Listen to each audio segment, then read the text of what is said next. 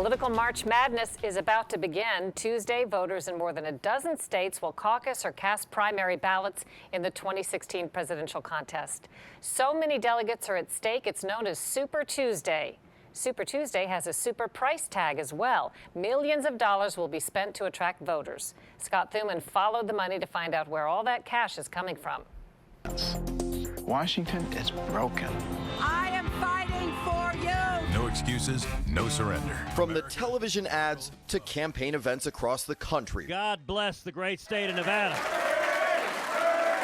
Running for president is expensive, even for a billionaire. Yeah, I'm funding my own campaign. I'm putting a fortune. I'm spending a lot of money. And a lot of so-called outside money is being pumped into this campaign cycle. That's money spent by organizations other than the campaigns of the candidates.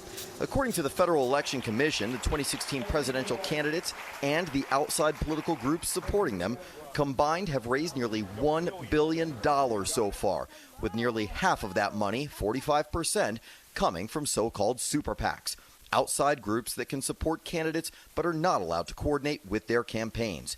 And there's no legal limit to the amount of cash super PACs can raise or spend. So where is all that money coming from?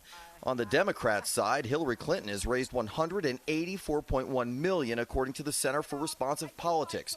$57 million of that is outside money, with $50 million alone from Priorities USA, the super PAC that helped get President Obama reelected in 2012. Its top individual donor for this election at $7 million is investment firm billionaire philanthropist and political activist George Soros. Bernie Sanders has raised $95.4 million, nearly all from direct campaign contributions.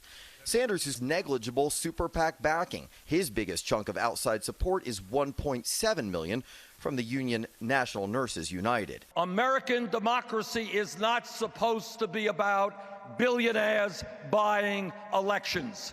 Among the top Republicans, Donald Trump has $27 million fueling his presidential bid, with 70% of that money coming from the candidate himself.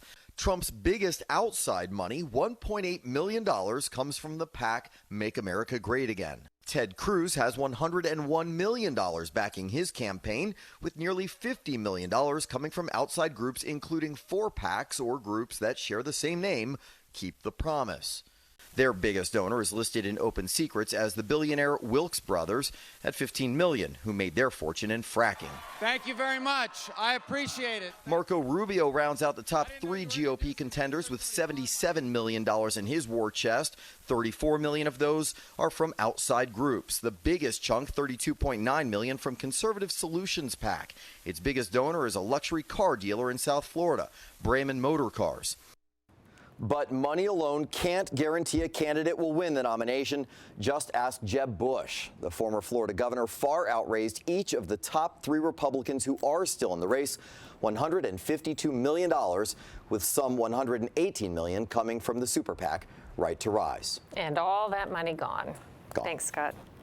Still ahead on Full Measure, we read the political funny pages and talk with some of the happiest people in America, the political cartoonists who see this election as a gift. And the president's push to close Guantanamo. We'll talk to one influential senator who gives a simple reason why it won't happen.